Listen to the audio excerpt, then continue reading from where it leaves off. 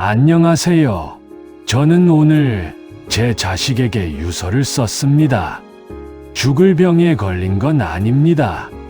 자살을 결심한 것도 아닙니다. 그런데도 유서를 써야만 했습니다. 왜냐하면 살아있는 동안에는 끝내 하지 못할 말들이 너무 많았기 때문입니다.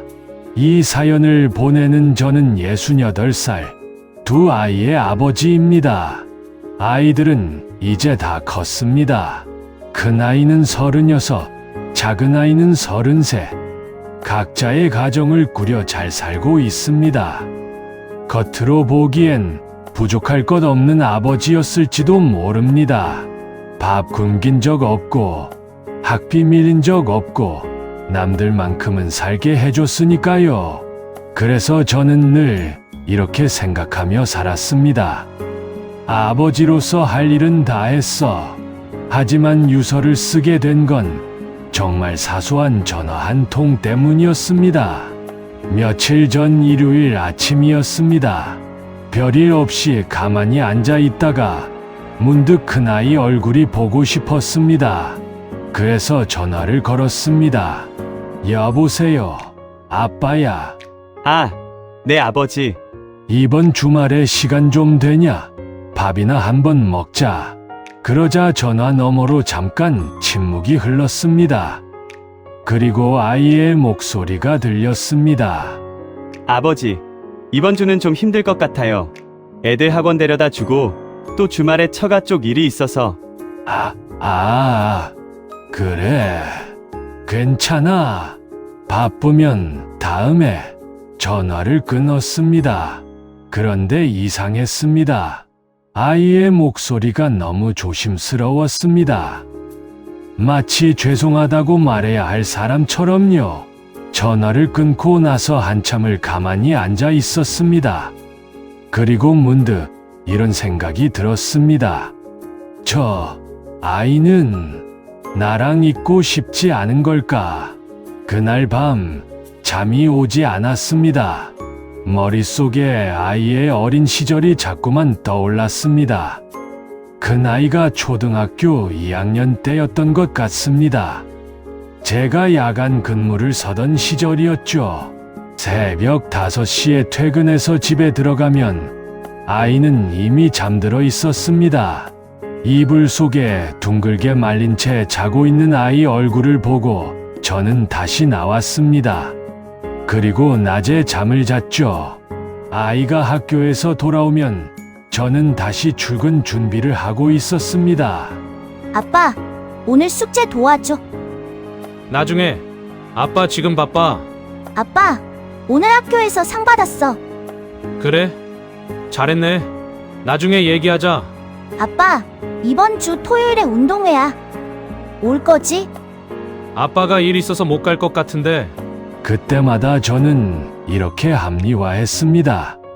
다 너희 잘 되라고 그러는 거야.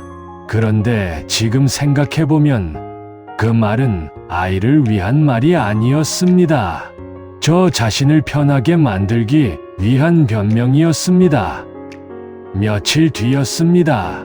아내가 아이 방을 정리하다가 오래된 상자를 하나 발견했습니다. 상자 안에는 아이의 어릴 적 일기장이 들어 있었습니다. 저는 무심코 그 일기장을 펼쳤습니다. 삐뚤빼뚤한 글씨로 적힌 문장들이 눈에 들어왔습니다. 오늘은 비가 왔다. 우산이 없어서 젖었다. 오늘 수학 시험을 봤다. 80점 맞았다. 오늘은 친구랑 싸웠다. 그러다 한 페이지에서 손이 멈췄습니다. 아빠는 바빠서 내 얘기를 안 듣는다. 그 한 줄을 읽는 순간 가슴이 철렁 내려앉았습니다. 일기장을 덮었습니다. 그런데 숨이 막혔습니다. 몇십 년이 지나도록 그 아이의 마음이 여전히 종이에 남아 있었습니다. 그날 밤 저는 처음으로 컴퓨터 앞에 앉았습니다. 그리고 유서를 쓰기 시작했습니다. 아들아, 딸아, 이 글을 읽고 있다면 아마 나는 너희 앞에서 끝내 하지 못한 말을 여기에 적고 있을 거다. 글은 잘 써지지 않았습니다. 한 문장 쓰고 지우고 다시 쓰고 또 지웠습니다. 왜냐하면 미안하다는 말이 너무 늦었다는 걸 스스로 알고 있었기 때문입니다. 이 말을 지금 해서 무슨 소용이 있을까? 그래도 써내려갔습니다. 나는 너희를 사랑했다. 다만 사랑하는 방법을 몰랐을 뿐이다. 그 문장을 쓰는데 눈물이 화면을 가렸습니다. 저는 아이들에게 밥은 먹였지만 마음은 묻지 않았고 아프지 않게는 키웠지만 외롭지 않게는 하지 못했습니다. 유서를 쓰다 보니 이런 장면들이 자꾸 떠올랐습니다. 작은 아이가 중학생 때였습니다. 어느 날 밤 제가 거실에서 TV를 보고 있는데 아이가 방에서 나왔습니다. 아빠, 왜? 아무것도 아니야. 아이는 다시 방으로 들어갔습니다. 저는 그때 물어보지 않았습니다. 무슨 일인데? 힘든 일 있어? 그 한마디를 하지 못했습니다. 왜냐하면 그게 어색했기 때문입니다. 저와 아이 사이에는 밥과 용돈과 성적표만 오갔지 마음을 나누는 대화는 없었으니까요. 몇 년 뒤 아이가 대학생이 되었을 때 아내에게서 들었습니다. 그때 애가 왕따 당해서 힘들어했어. 아빠한테 말하고 싶었나와. 그 말을 듣는 순간 정말 숨이 막혔습니다. 제 아이가 힘들어하던 그 시간 동안 저는 TV를 보고 있었습니다. 유서를 쓰면서 문득 이런 생각이 들었습니다. 혹시 지금이라도 말할 수 있는 건 아닐까? 그래서 다음 날 큰아이에게 다시 전화를 걸었습니다. 아들아, 아빠야. 네, 아버지. 저번에 바쁘다고 했지? 괜찮아? 그냥 목소리 듣고 싶어서. 아, 네. 요즘 어떻게 지내니? 그냥 그렇죠 뭐. 바쁘게 지내요. 그래, 침묵이 흘렀습니다. 저는 하고 싶은 말이 목구멍까지 올라왔다가 다시 내려갔습니다. 아빠가 미안하다. 아빠가 너한테 잘못했다. 아빠가 너를 사랑한다. 그 말들이 목구멍에 걸려 나오지 않았습니다.